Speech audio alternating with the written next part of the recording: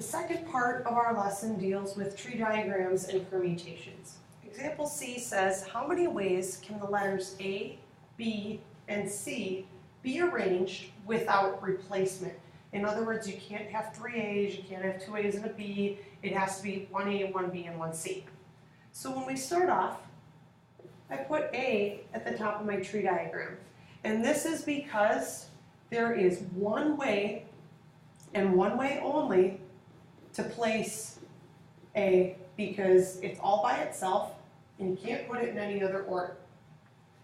Then when I add B, I think, well, there's 2 possible ways in which I can place my B. I have my A already placed, and I can take my B and I can put it in the front, or I can put it in the back.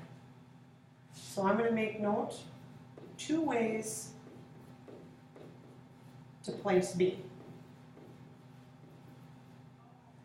Then when I get down to C, I say, well, I have 1 more letter and I have 3 different places I can put it. So I can have, I'm going to make my 3. And so I've still got my A placement. And I've got B first.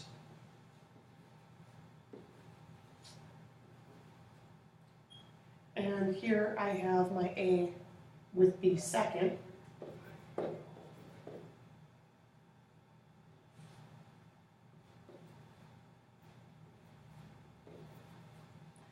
And when I put in my C, I know that I can put C first.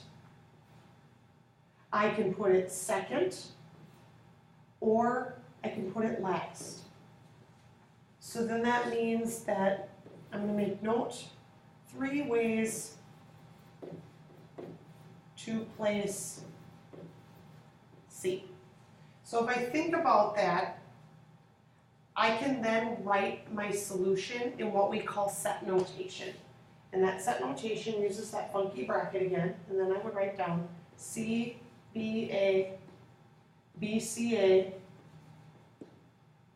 B, A, C, C, A, B, A, C, B, A, B, C, with the bracket. And that tells me that I have 6 possible outcomes. But I noticed that the other way I can look at it is that for the first choice, I have 3 letters. And because I can't replace, then I would have 2 choices, and then I would have 1, which this, if you recall from the last video, is also known as 3 factorial. So there are still 6 possible outcomes for arranging these. Now, when we look at how many ways can a student government select a president, vice president, secretary, and treasurer from a group of 6 people. This would be where we would take a look at it and say, well, I've got 4 positions: president, vice president, secretary, and treasurer. Obviously, someone can't hold more than 1 role, and so this would be where we would say, all right, well, I have 6 possible people to choose from for president, times 5, times 4, times 3, because each time 1 person gets eliminated from the options. If we did this, 6 times 5 times 4 times 3, this is 360 possible ways that we can choose this. Now, problem that we run into is what happens if we have 150 people for 40 different positions. We really don't want to do this for 40 different slots. This is where our formula comes in, which, if you recall from before, is going to be n permutation of n choose r, which is n factorial divided by n minus r factorial. And what this means is we have 6 people that we are choosing 4 from. So then when we do this, this is 6 factorial divided by 6 minus 4 factorial. In other words, 6 minus 4 is 2, so we have 6 factorial divided by 2 factorial. If we write this out, this is 6 times 5 times 4 times 3 times 2 times 1 divided by 2 times 1. Now the nice part is, we see that 2 times 1 divided by 2 times 1 cancels itself out. And then we are left with this original starting number that we have right over here. So it's 2 different ways that you can do it. Now, let's take a look at example E and work out how we can use this on a calculator. So we have here, how many ways can a person arrange 5 books on a shelf? Well, that's slot 1, slot 2, slot 3, slot 4, slot 5. Order does matter because if you put the books in a different order, it's going to be a different arrangement.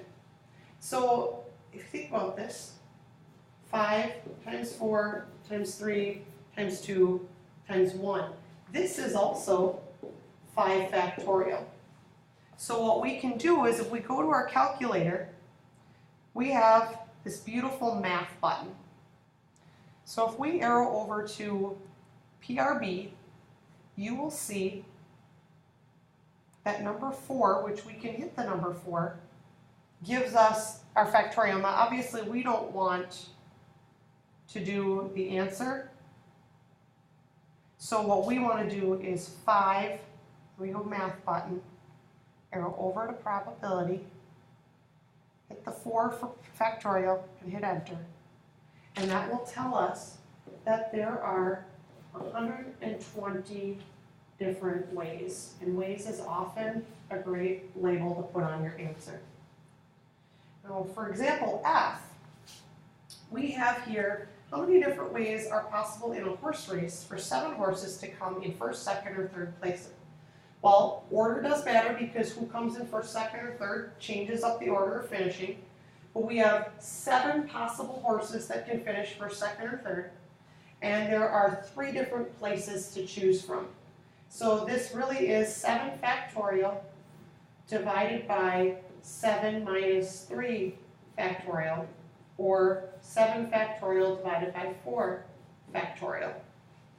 Well, we could do 7 factorial divided by 4 factorial, but the great part about this is we have 7 options.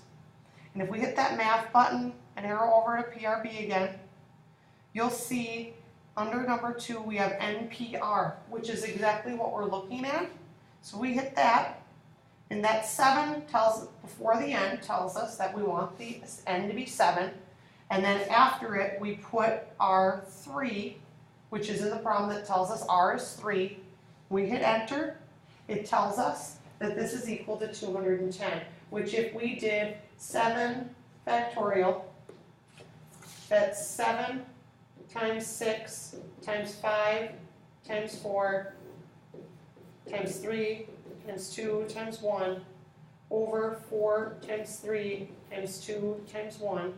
So the 4 times 3 times 2 times 1 cancels. And if we come back over here and take 7 times 6 times 5, we get the exact same answer. Therefore, it really doesn't matter which way you go, but it's good to know that permutation button in the calculator so you can use it. Your job now is to go ahead and complete these 3 U-Try problems and put them into Edpuzzle and bring your questions with you to class tomorrow.